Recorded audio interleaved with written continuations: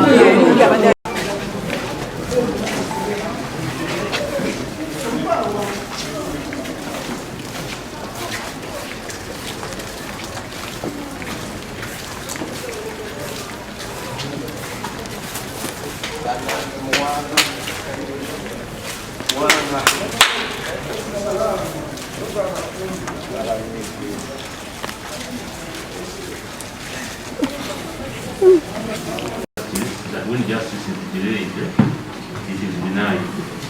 So it's important, therefore, that the state attorney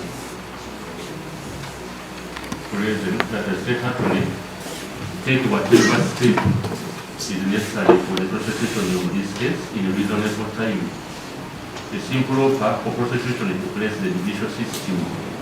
in an embarrassing situation which will seem to be headed to. So accordingly, the state attorney president, that is Mrs. Salama Naposa, is allowed a period of 2 weeks from today to present the papers for committal of the accused person. So the matter is adjourned to the 12th of May to be further remanded. Kiraba nti oludda oluwaabi gezaho kuwanvuya ensonga eno kiteetaagisa buli bwe tujja wano atukyanoonyereza ate kakati kino bafunayo kye beekwasa kakati twali tumanyi nti bwetukomawo olunaku olwaleero bajja komitinga ku high court tusobole okusabira bannaffe bano akaluka kooti wange ne kooti terina buyinza ebeera kooti nto terina buyinza gaba kakaluka kooti ku misango egiri capital kati nga tumanyi bagenda tusindika mu high court tugende eyo tusabire eyo bail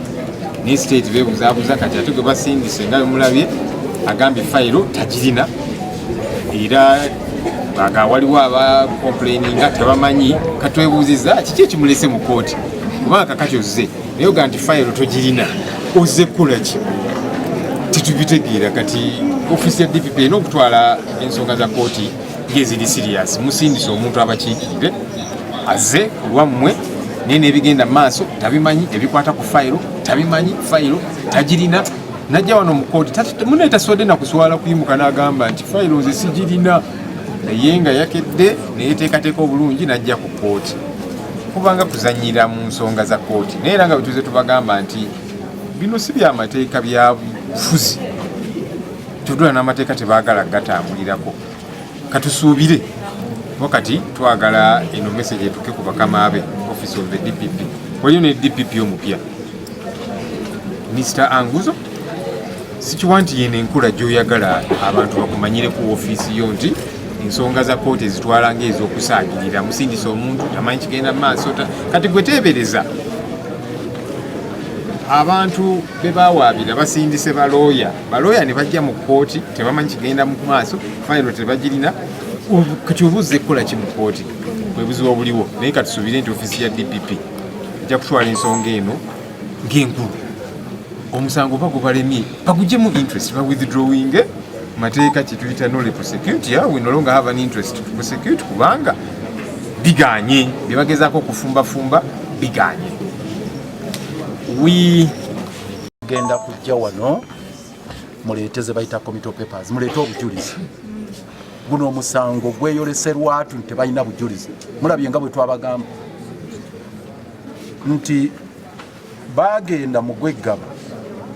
ne banoonyereza mu nnaku ntono nnyo baleeta abajulizi 18 kati hearing yawedde judgment yakoosa nkya supiidi ey'ekitalo naye Muwanga ne banne be bakwatanga 15 January n'okutuusa olwaleero bazanya jangu nkwekule kati emizannyo gyabwe gyonna twabadde tugimazeeyo nga tubamazeeyo batuuse ku kisenge ng'omulimba bomwerekera paka wasula kati ne bavaayo n'akazannyo kaga nti fayiro DPP yagiyise babayiganye lwatuwa tewali ku bintu betwolereza yavuddeyo n'acomplaininga ku fayiro okugitwala e Kampala mu fayiro yagenze Kampala gy'emizannyo gye baliko naye tubagana ekyo gigenda kukoma kubanga tosobola kulinnyirira ddembe lya buntu tosobola kukwata musango fayiro n'ebeera bweti era twebaza omulamuzi at least yafulumizaayo ku order yabaga nti abawadde weeks 2 baleeta obujulizi bakuteeke ku fayiro tugende mu high court omusango gwozesebwe bwe kigaana ebyanaddirira naffe tugenda kukolawo embeera esingako kikisigadde tukooye okwewuubanga mu kooti nga bw'ojja bagamba nti muddeeyo mugende tujulira kino kiri tukooye ekimala kimala era tujja kubanga state walegenda okugulawo yasooka kola decision kuteeka ku Muwanga Kibumbi musango nga tenaba kufuna bujulizi era lino ebbanga Muwanga lyamaze mukomera ali mu kusavinga kibonerezo naye nga talina muki musango kano kakodyo ka state bulijjo bakuteekako omusango omunene ne beefuula abanoonyereza nti banoonya bujulizi naye ng'obujulizi bwe banoonya tebukola ki tebuliiyo naye gwe ng'oli mu kkomera osavinga ki kati essaawa egenda kutuuka bagaye nti obujulizi bukoze eki bubuze naye ng'ate omaze okusavinga ekibonerezo ako kakodyo akakozesebwa gavumenti eri ekyokubiri gavumenti eswadde nnyo tosobola kugamba nti babiri ku bantu abavunaanibwa baze ne bakomplaininga tunoonyeza ebbaluwa gye bawandiise ebuze tunoonyeza complaint yennyini gye bagamba ekoze eki ebuze ani ya complaininze amanya bagogedde ne tubabuuza mu lujjudde lwa kooti nti ono ya complaininze ne baga nti nedda ebyo tetubikola ki tetubitegeera kakati gavumenti ate yerowooleza abantu betukola ki betuwolereza naye bino byonna bigatta mu kintu kimu guno omusango gwa byabufuzi Muwanga avunaanibwa kubanga ye vice president w'ekibiina kya National Unity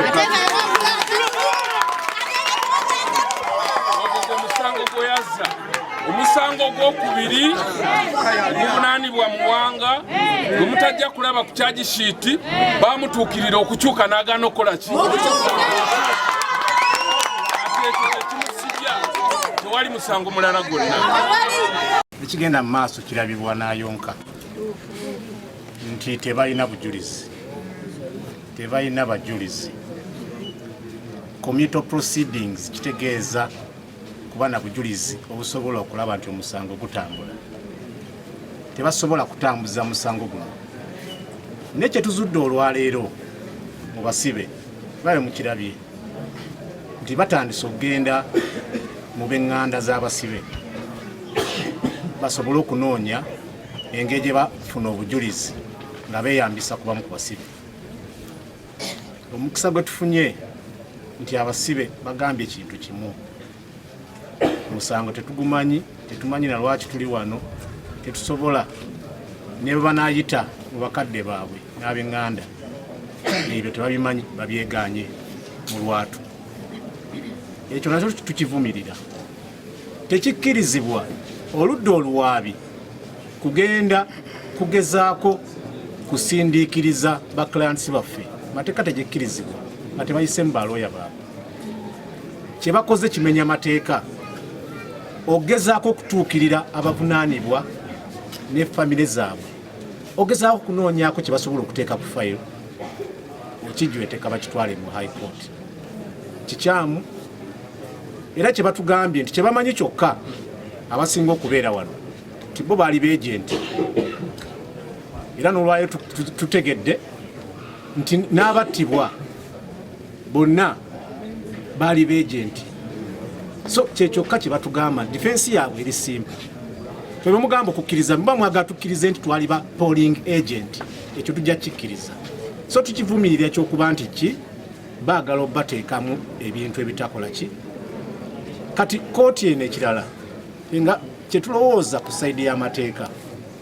nti oludda oluwaabi n'oluwaabirwa mu mateeka lulina okuba nga lwenkanankana nti osobola okuwa ekiragiro oludda oluwaabi nga bw'osobola okuwa ekiragiro oludda olwawaabirwa kati olwaleero kikyagambye state attorney nti bwabaawo ebiragiro bibiri nti ngaaliwo ekiragiro kya DPP gwakiikiridde wano ngaaliwo n'ekiragiro kya kooti ajja ku respectinga kiragiro kya DPP aga mateeka be gaba gatandise kutambula be gatyo ng'osobola okuyimirira awo nga okanudde amaaso n'ogamba nti kooti esobola okuwa ekiragiro nga kyeyawa n'oziimuula ekyamulamuzi n'oziimuula ekya kooti n'ogendera ku kya DPP kati awo ensi tuba twongedde okugirambika nti nno tetambulira ku mateeka kigenda mu maaso wano si nkola y'amateeka